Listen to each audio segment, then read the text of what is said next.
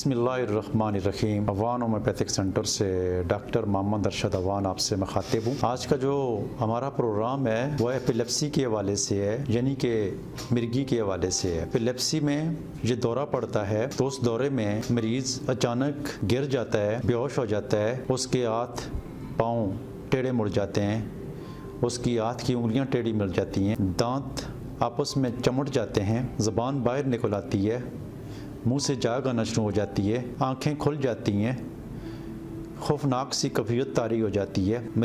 अक्सर मरीज़ों के पेशाब और स्टूल भी निकल जाता है। ये दौरे अचानक आते हैं। बाज़ार में मरीज़ जा रहा है, चलते चलते रोड के दरमियान गिर जाता है, किचन में है, किचन में गिर जाता है, आग के पास है, आग में गिर जाता है, वॉशरूम में जा रहा है, वहाँ पर गिर जाता है। तो इस लिहाज से ये दौरे इंतहाई ख़तरनाक होते हैं। मुख्तलिफ़ वजूहात की बिना पर होते हैं। ये जेनेटिक भी होते हैं, ये ब्रेन के अंदर कोई ट्यूमर हो उसकी वजह से भी हो जाते हैं, ये दिमाग पर कोई चोट लग जाए, कोई इंजरी आ जाए उसकी वजह से भी हो जाते हैं। इसकी मुख्तलिफ़ वजूहात होती हैं। इस दौरे का दौरानिया जो होता है 1-2 मिनट से लेकर 4-5 मिनट तक होता है। रेयर केसों में कम ज़्यादा भी हो सकता है। अब इस दौरे में जब कोई पेशेंट कहीं पर गिर जाता है तो बदनसीबी के साथ इसके साथ जो रवैया अख्तियार किया जाता है वह इंतहाई काबिल अफसोस होता है। जहाँ पर भी ये पेशेंट गिर जाता है और इर्द गिर्द जो लोग होते हैं, ये टोटल 2 से 4 मिनट का दौरा होता है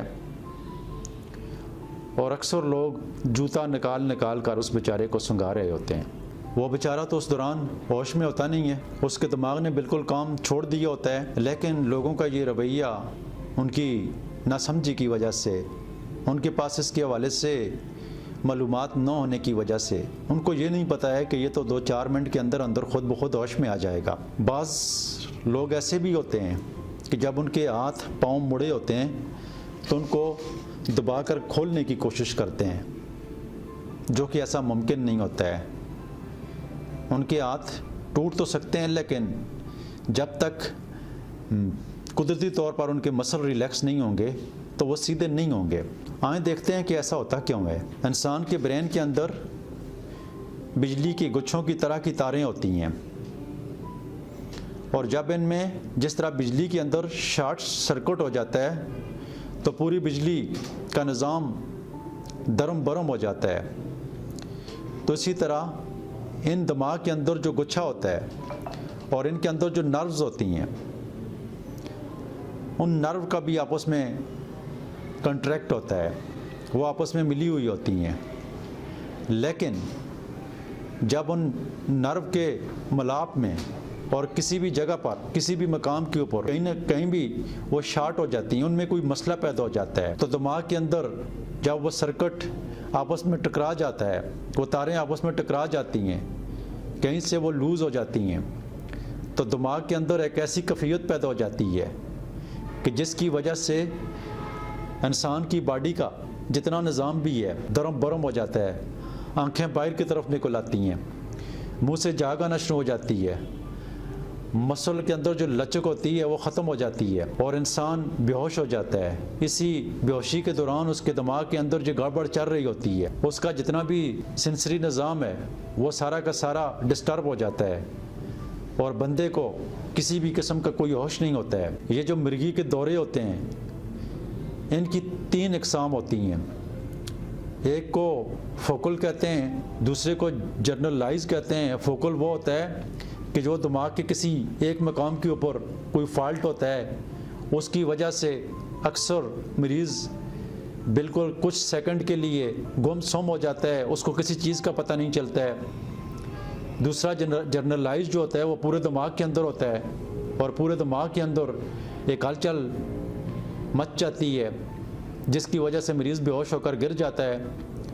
और तीसरा जो होता है वो अननोन होता है, उसकी काज का नहीं पता होता है और ये नहीं पता होता है कि उसके साथ मसला क्या चल रहा होता है। तो ये है टोटल मिर्गी, उसकी इकसाम और उसकी अलामात जो मैंने आपको बता दी हैं इस प्रोग्राम में। इसमें जो बुनियादी चीज़ है, इलाज के हवाले से अगर आएँ तो होम्योपैथिक में इसकी बेहतरीन ट्रीटमेंट की जाती है और होम्योपैथी में बहुत सारे ऐसे खुशनसीब मरीज़ हैं जो कि 2-4 साल इलाज करने के बाद मुस्तकिल तौर पर सेहतयाब हो जाते हैं। मिर्गी की ट्रीटमेंट के हवाले से हम जब देखते हैं कि उसके दौरे का ड्यूरेशन क्या है। बाज़ मरीज़ ऐसे होते हैं कि जिनको हफ्ते में, बाज़ मरीज़ों को डेली के हिसाब पर, बाज़ मरीज़ों को रात के टाइम में और बाज़ मरीज़ों को दिन के टाइम में चलते फिरते जो है ये दौरा आ जाता है।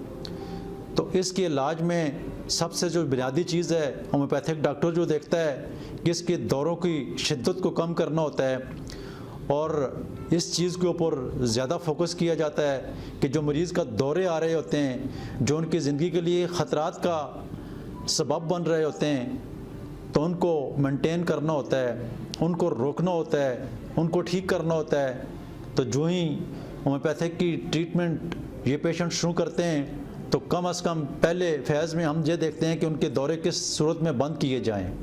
तो इसके लिए होम्योपैथिक में बड़ी टॉप की मेडिसन है, जैसे कि अगारिकस है, सीक्यूटा है, अर्निका है, रस्टॉक्स है, बफूराना है और बहुत सारी ऐसी मेडिसन हैं कि जिनके इस्तेमाल से ये दौरे की शिद्दत जो है कम होती बिल्कुल रुक जाती है और ऐसी रुकती है कि जिसमें दौरा बिल्कुल बंद हो जाता है।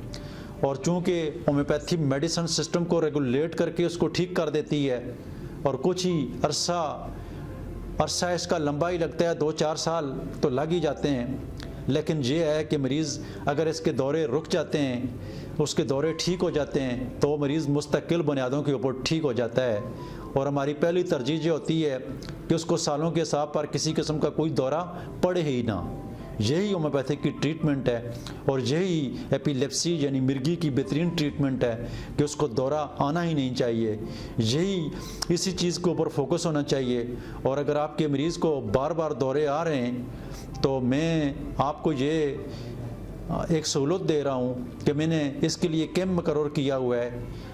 पेशावर क्लिनिक में हर महीने का जो पहला हफ्ते वाला दिन होता है, जुम्मे के बाद जो हफ्ते वाला दिन आता है और इतवार से पहले जो हफ्ते वाला दिन होता है, उस हफ्ते वाले दिन इसके लिए मैंने कैंप पेशावर में मुकर्रर किया हुआ है। और हर महीने का आखिरी बुध जो है इसका कैंप मैंने पब्बी में मुकर्रर किया हुआ है।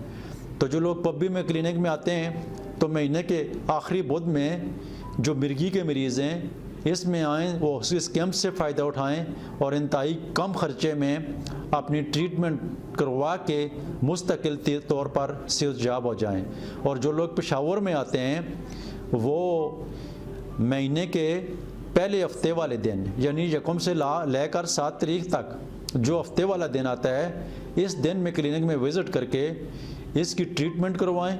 और अल्लाह के फजल व करम से कुछ सालों में ये मिर्गी के जो पेशेंट हैं ये मुस्तकिल तौर पर सेहतयाब हो जाएंगे। उसमें बच्चे हैं, जवान हैं, बूढ़े हैं, औरतें हैं, कोई भी है, इसके इलाज के लिए हमारे पास तशरीफ़ ला सकते हैं और मुस्तकिल बुनियादों पर इसका इलाज करवा सकते हैं। इंशाअल्लाह अज़ीज़ अल्लाह के फजल व करम से आप सेहतयाब हो जाएंगे। याद रखें कि मिर्गी का पेशेंट या किसी भी बीमारी का कोई मरीज़ अगर हो तो उसका ख्याल रखना हर फ़र्द के ऊपर लाज़िम है। और कभी भी अगर उसको दौरा पड़े तो उसको जूते न सुंघाएं, उससे नफ़रत ना करें, बल्कि उससे प्यार करें, क्योंकि प्यार करेंगे, उसकी खिदमत करेंगे तो इसका आपको अजर मिलेगा। और अगर आप नेगेटिव थिंकिंग रखेंगे, उसकी केयर नहीं करेंगे, उसका ख्याल नहीं करेंगे तो इसकी आपको सज़ा मिलेगी, जो अल्लाह ताला की तरफ से ही हर अच्छे अमल की जो है अजर मिलता है और हर गलत अमल की जो है वो सज़ा होती है। तो जो भी बीमार होता है, जो भी मरीज़ होता है, वो किसी भी मर्ज़ में हो तो मर्ज़ अल्लाह ताला की तरफ से आती है और उसका इलाज कराना जो है वो सुन्नत है। और मरीज़ का हमेशा ख्याल रखना चाहिए, ये बीमारी हम पर भी आ सकती है, ये बीमारी हर इंसान के ऊपर आ सकती है। तो अल्लाह ताला तमाम मिर्गी वालों मरीज़ों को, तमाम बीमार जितने भी बीमार हैं, अल्लाह ताला उनको सेहत वाली लंबी ज़िंदगी अता फ़रमाए। और अगर आपको ये प्रोग्राम पसंद आया है और तो इसको शेयर इसलिए करें क्योंकि मिर्गी के बहुत सारे मरीज़ ऐसे हैं जो बेचारे इलाज न होने की वजह से या गाइड न होने की वजह से वो बेचारे इसी बीमारी के साथ इस दुनिया से रुखसत हो जाते हैं। तो अल्लाह ताला सबको सेहत दे, ज़िंदगी दे। प्रोग्राम सुनने का बहुत शुक्रिया। अल्लाह हाफ़िज़।